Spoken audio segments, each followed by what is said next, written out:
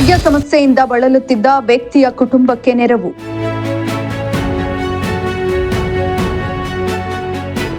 ನರಸಿಂಹಪ್ಪ ಕುಟುಂಬಕ್ಕೆ ಆರ್ಥಿಕ ಸಹಾಯ, ದಿನಸಿ ಪದಾರ್ಥ ವಿತರಣೆ.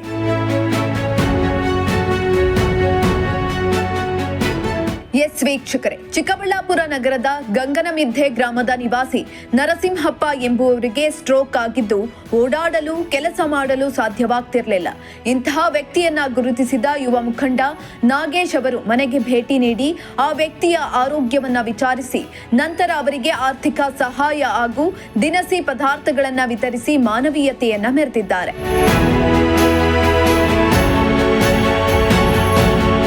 ಚಿಕ್ಕಬಳ್ಳಾಪುರದ ಸಮಾಜ ಸೇವಕರು ಹಾಗೂ ಭಗತ್ ಸಿಂಗ್ ಚಾರಿಟಬಲ್ ಟ್ರಸ್ಟ್ನ ಅಧ್ಯಕ್ಷ ಆದ ಸಂದೀಪ್ ರೆಡ್ಡಿ ಅಣ್ಣನವರ ಮಾರ್ಗದರ್ಶನದಲ್ಲಿ ನಾವು ಈ ರೀತಿಯ ಕೆಲಸ ಕಾರ್ಯಗಳನ್ನು ನೆರವೇರಿಸುತ್ತಿದ್ದೇವೆ. ಅವರು ಹಾಕಿಕೊಟ್ಟ ದಾರಿಯಲ್ಲಿ ನಾವು ನಡೆಯುತ್ತಿದ್ದೇವೆ. ಇನ್ನು ಮುಂದೆಯೂ ಸಹ ಇದೇ ರೀತಿ ಯಾರೇ ಕಷ್ಟದಲ್ಲಿದ್ದರೂ ನಮ್ಮ ಗಮನಕ್ಕೆ ಬಂದರೆ ಕೂಡಲೇ ಅವರ ಕಷ್ಟಗಳನ್ನು ಆಲಿಸುತ್ತೇವೆ ಎಂದು ಯುವ ಸಮಾಜ ಸೇವಕ ನಾಗೇಶ್ ಅವರು ತಿಳಿಸಿದರು. ಖಂಡಿತವಾಗಿಯೂ ಇದೆ. ಸಂದೀಪ್ ಅಣ್ಣ ಅವರ ಕಡೆಯಿಂದ ಇಷ್ಟು ಮಾತ್ರ ಬೆಳೆದಿದ್ದೀನಿ. ನಾನು ಯಾರು ಅಂತ ಈ ಸಮಾಜಕ್ಕೆ ಮೊದಲು ಗೊತ್ತಿರಲಿಲ್ಲ.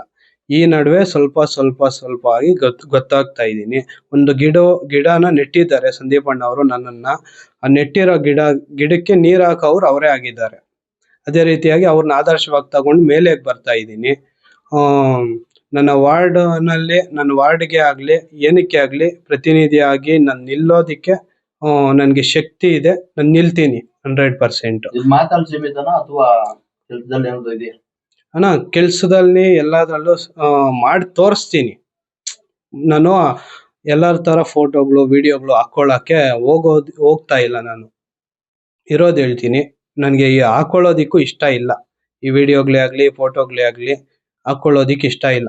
ಕೆಲವರು ಅದೇ ಕೆಲಸವಾಗಿ ಹಾಕೊಂಡು ರಾಜಕೀಯವಾಗಿ ಬರ್ತಾ ಇದ್ದಾರೆ ಮುನ್ನುಗ್ಗಿ. ನನಗೆ ರಾಜಕೀಯ ಅವು ಇವು ಏನು ಬೇಕಾಗಿಲ್ಲ. ನಾನು ನನ್ನ ಸಮಾಜಕ್ಕೆ ನನ್ನ ಆದಾಯದಲ್ಲಿ ಅರ್ಧ ಭಾಗದಷ್ಟು ನನ್ನ ಸಮಾಜಕ್ಕೆ, ಅರ್ಧ ಭಾಗದಷ್ಟು ನನ್ನ ಕುಟುಂಬಕ್ಕೆ ಕೊಡೋದಿಕ್ಕೆ ಇಷ್ಟಪಡ್ತೀನಿ. ಇನ್ನು ಇದೇ ವೇಳೆ ಮಾತನಾಡಿದ ನಗರದ ಗಂಗನಮಿದ್ದೆ ಗ್ರಾಮದ ನಿವಾಸಿ ನರಸಿಂಹಪ್ಪ, ನನ್ನ ಆರೋಗ್ಯ ದಿನದಿಂದ ದಿನಕ್ಕೆ ತುಂಬಾ ಕೆಡುತ್ತಿದೆ. ನನ್ನ ಪತ್ನಿಯು ಇತ್ತೀಚೆಗೆ ಆರೋಗ್ಯ ಸಮಸ್ಯೆಯಿಂದ ಅಕಾಲಿಕ ಮರಣವನ್ನ ಹೊಂದಿದ್ರು. ಇರುವ ಇಬ್ಬರು ಪುಟ್ಟ ಮಕ್ಕಳನ್ನ ಸಾಕಲು ನನಗೆ ತುಂಬಾ ಕಷ್ಟವಾಗ್ತಿತ್ತು. ಇಂತಹ ಸಂದರ್ಭದಲ್ಲಿ ನಾಗೇಶ್ ಅವರ ಬಳಿ ನನ್ನ ಕಷ್ಟವನ್ನ ಹೇಳಿಕೊಂಡಿದ್ದಕ್ಕೆ ಇಂದು ಅವರು ನಾನು ನಿಮ್ಮ ಜೊತೆ ಇದ್ದೇನೆ, ನಿಮ್ಮ ಕಷ್ಟಕ್ಕೆ ನಾನು ಜೊತೆಯಾಗುತ್ತೇನೆ ಎಂದು ನಮಗೆ ಸಹಾಯದ ಹಸ್ತ ಚಾಚಿದ್ದಾರೆ ಎಂದು ತಿಳಿಸಿದರು. ಯಾರು ತೋರಿಸಲಿಲ್ಲ, ಹಂಗೆ ಇತ್ತು. ಯಾರು ಎಣ್ಣೆ ಕೊಟ್ಟಿದ್ರು, ಅವರು ಒಂದು ದುಡ್ಡು ಕೊಟ್ಟರೆ ಸ್ವಲ್ಪ ವಾಸಿ ಆಯ್ತು. ಅಲ್ಲ, ನಿಮ್ಮ ಜೀವನಾಧಾರ ಹೆಂಗೆ, ಏನು? ಲಿಪನು ಕೊಡ್ತಾ ಇಲ್ಲ, ಏನೂ ಇಲ್ಲ. ಯಾವ್ದೋ ಒಂದು ನಡ್ಕೊಂಡು ಹೋಗ್ತಾ ಇದ್ವಿ. 6 ಮನೆಯಲ್ಲಿ 7 ಮನೆಯಲ್ಲಿ ಇಸ್ಕೊಳ್ಳೋದು, ಊಟ ಮಾಡೋದು ಅಷ್ಟೇ.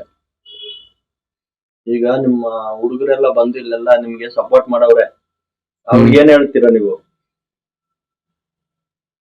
ಹುಡುಗರೆಲ್ಲ ಬಂದು ಸಂದೀಪ್ ರೆಡ್ಡಿ ಅಣ್ಣ ಕಡೆಯಿಂದ ಹುಡುಗರೆಲ್ಲ ಬಂದು ಸಪೋರ್ಟ್ ಮಾಡವ್ರೆ, ಅವ್ರಿಗೆ ಏನ್ ಹೇಳಕ್ ಇಷ್ಟಪಡ್ತೀರಾ?